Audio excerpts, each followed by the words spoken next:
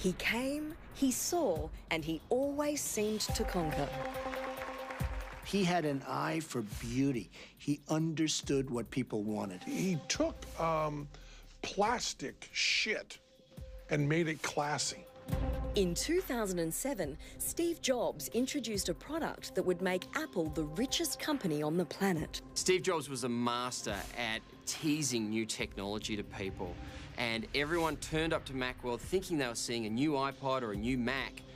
He was showing them something vastly different, something new and something that was going to change the world, and he did it like the master that he was. Every once in a while, a revolutionary product comes along that changes everything. An iPod, a phone, and an internet communicator. An iPod, a phone. Are you getting it? And we are calling it iPhone. Today, we look back and it all looks so easy. But the product launch of one of the most popular products ever could have gone disastrously wrong, and Apple's fortunes along with it. Every single time he touched the screen, we're waiting for the music to stop playing. We're waiting for the browser to just go white. I mean, there's all sorts of things that we knew could happen. I've got playlists here. I can go into my playlists. I've got artists. I've got songs.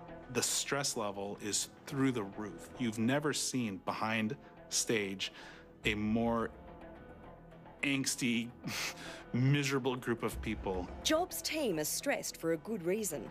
The iPhone that Steve is holding doesn't really work. We had a very careful path. It was called the golden path that Steve had to follow. He had to do exactly these things in exactly this order. And if he didn't, it could crash. What the rapt audience doesn't know is that to avoid these crashes, there are several iPhones in the lectern, with Jobs discreetly switching between them.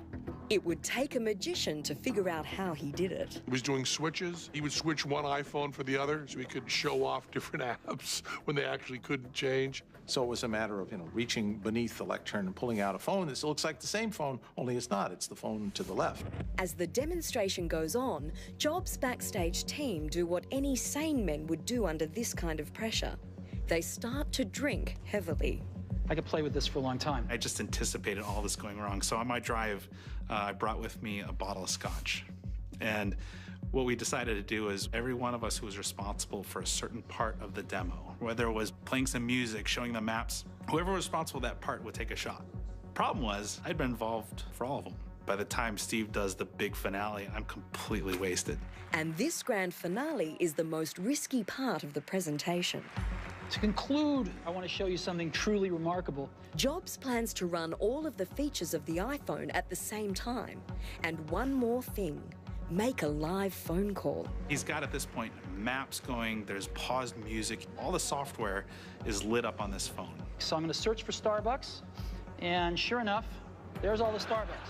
Things could go just absolutely sideways. And I can even go look at that Starbucks, and there it is, and let's give him a call.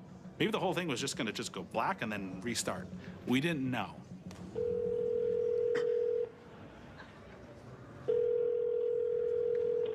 Good morning, Starbucks in Howard. How can I help you?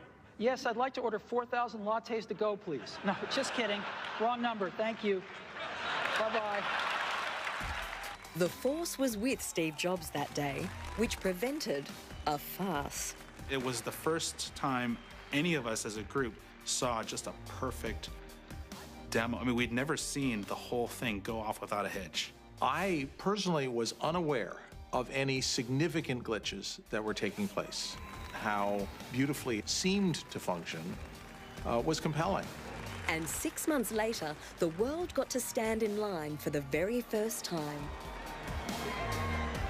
This is gonna be like going down in the history of all cell phones. To see the line of people snaking around the building, waiting to hand over $700+ for a phone that we had just created, was the time where it really kind of hit home for me. Steve, I love you! The iPhone becomes the fuel for a new fire of social media. The internet experience became usable, became real, became tangible, became popular. That was where the iPhone excelled. How's the smartphone changed our lives? It's changed everything. Everything is trackable, filmable, shareable. You can use it for basically any function that you want to do. You can do it better by using a smartphone. The impact of it is unprecedented human connectedness.